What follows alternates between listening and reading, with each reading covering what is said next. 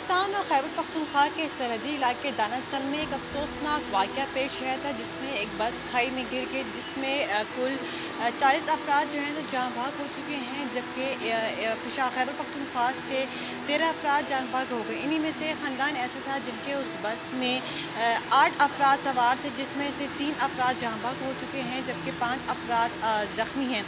اس وقت جو جاں بحق افراد تھے ان کی تدفین کر دی گئی، آبائی گاؤں میں ان کو تدفین کر دی گئی، اور جو دعاؤں کا سلسلہ ہے، فاتحہ خوانی کا سلسلہ ہے، وہ اب بھی چاہے رشتہ دار ہو، پڑوسی ہوں اور دور کے رشتہ دار یہاں پہ آ رہے ہیں، فاتحہ خوانی کر رہے ہیں۔ اس وقت ہم یہاں پہ جو رشتہ دار ہیں، جو لاوائقین ہیں، ان سے بات کریں گے کہ یہ صحنیہ کیسے پیش آیا تھا۔ ټوټل اته کسان زموږ زخمیان او شهیدان دي، درې پکې شهیدان دي او پنځه پکې زخمی.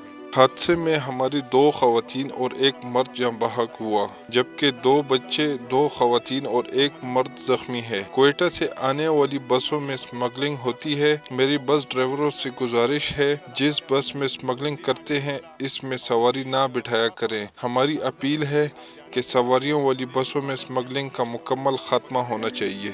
مړي ته 1 کروڑ روپۍ ورکړي، زخمیان ته 50 لک روپۍ. آینده لپاره دا شی بند شي.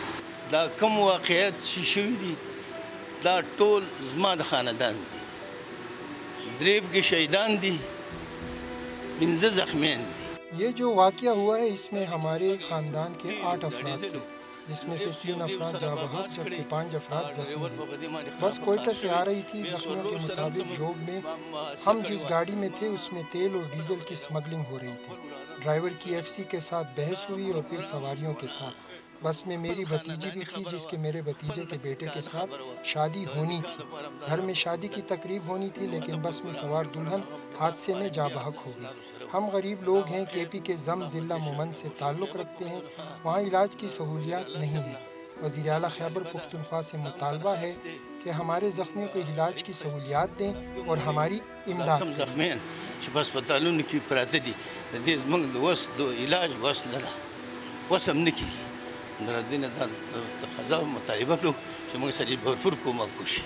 بس آنے میں سوار زخمیوں اور جاں بحق افراد کے شناختی کارڈ، اہم دستاویزات سمیت ضروری سامان تاحال لاپتہ ہیں، جبکہ وزیر اعلیٰ خیبر پختونخوا سہیل افریدی نے ثانیہ میں جاں بحق افراد کے لیے 20 لاکھ اور زخمیوں کے لیے 10 لاکھ مالی امداد کا اعلان کیا ہے۔